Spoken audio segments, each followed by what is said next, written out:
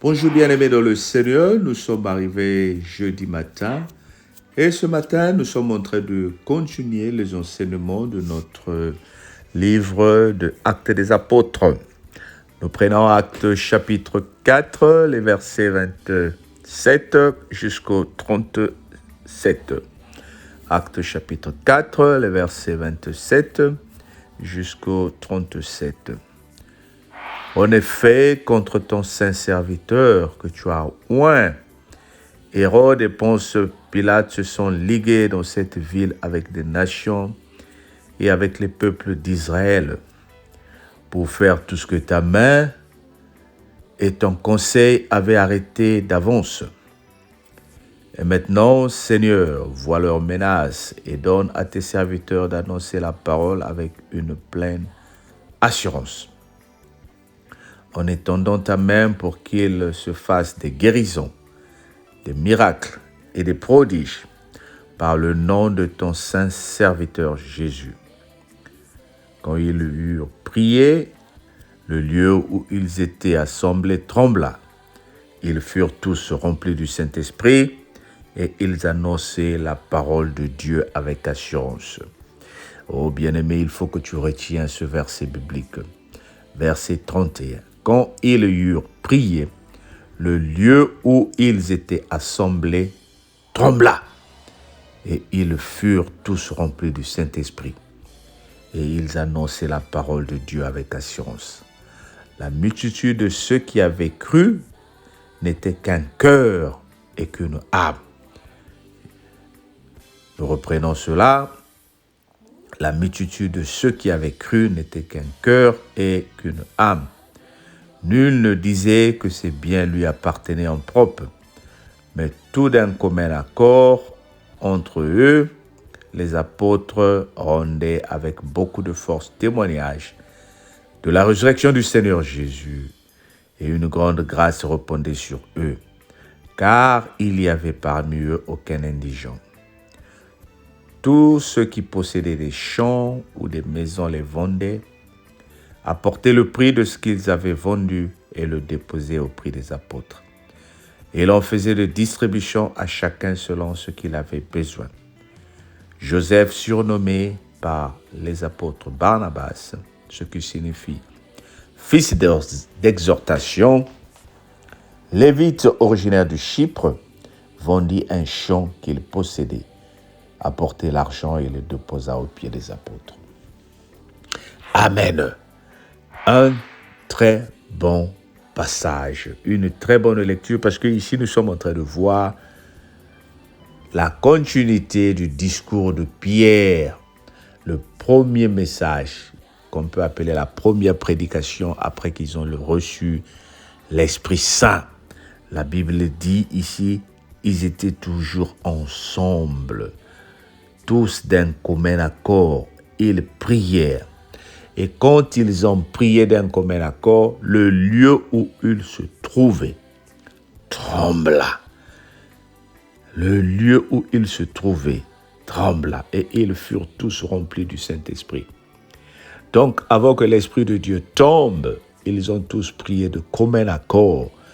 Et le lieu où ils se trouvaient trembla. Bien-aimés, comme je dis toujours, la foi chrétienne est une foi de communauté dans le sens de construire l'œuvre du Seigneur. La foi est individuelle, chacun de nous doit chercher le salut selon le Christ, mais pour bâtir le corps de Christ, nous devons être ensemble. Nous devons être unis en complicité de la prière. Il ne doit pas avoir de concurrence, il ne doit pas avoir de comparaison. Il ne doit pas avoir de contradictions dans un seul groupe de prière ou dans une église. Nous devons tous être unis autour du corps de Christ. Et cela, nous allons voir. Nos endroits de prière trembleront. Nos endroits de prière recevront la grâce de l'Éternel. Ici, j'aime la prière de Pierre, la prière que Pierre est en train de faire ici. Il est en train de demander à ce que la main du Seigneur soit sur eux pour qu'il y ait des guérisons, des miracles et des prodiges. La foi doit s'accompagner des miracles, des guérisons et des prodiges. Il faut que dans nos endroits de prière, dans nos assemblées, il faut qu'il y ait des témoignages. Il faut qu'il y ait des gens qui viennent pour dire « Le Seigneur m'a béni ». Voilà pourquoi la Bible dit « Vous les reconnaîtrez par les fruits qu'ils produiront ». Une église ou un endroit de prière où il n'y a pas de témoignages, on doit se poser des questions. Qu'est-ce qui se passe? Et nous devons voir la main de Dieu. Et comme j'ai dit, pour voir la main de Dieu, il faut être solidaire, unis dans la prière. Qu'est-ce qui se passe ici dans la suite? Les apôtres décidèrent de vendre tout ce qu'ils avaient et de mettre tout ensemble. Ce sont les apôtres qui géraient les biens de tout un chacun en les distribuant à qui on a besoin. C'est l'église primitive. Donc, il n'y avait pas le bien de Alain, mais il y avait le bien de l'église. Et c'est ce que nous suivons aujourd'hui dans nos églises. L'église n'appartient pas à une personne. L'église appartient à la communauté. Nous allons passer, mais l'église restera. Voilà pourquoi nous profitons aujourd'hui de certains bâtiments que nous appelons nos églises. Ce ne sont pas nous qui les avons construits. Bien sûr, il y en a d'autres qui ont construit les églises, mais nous allons partir. Et cette communauté de biens devra rester pour continuer à susciter la foi, pour continuer à produire l'œuvre de la guérison et des miracles. Alors, tout ce qu'ils avaient vendu, ils le déposaient aux pieds des apôtres. Et c'est les apôtres qui assuraient la distribution des biens. Il faut qu'il y ait dans nos églises, dans nos assemblées, des commissions caritatives. Voilà pourquoi la cellule de prière, de temps en temps, tu vois, nous lançons des appels de fonds pour aider ceux qui sont dans le besoin, pour aider ceux qui sont malades, pour aider ceux qui sont dans le deuil.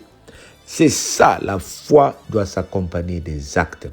Oh bien-aimé, ça aussi c'est un message pour te dire que tu ne peux pas participer à l'œuvre du Christ seulement en priant. Il faut que tu participes aussi avec tes moyens à l'église. Donne le peu que tu as. Donne ta collecte. Donne la dîme si tu peux. Ça fait servir, ça peut servir et ça peut pousser l'œuvre du Seigneur à évoluer. Parce qu'aujourd'hui, nous avons des pauvres, nous avons des veuves, nous avons des démunis dans nos églises.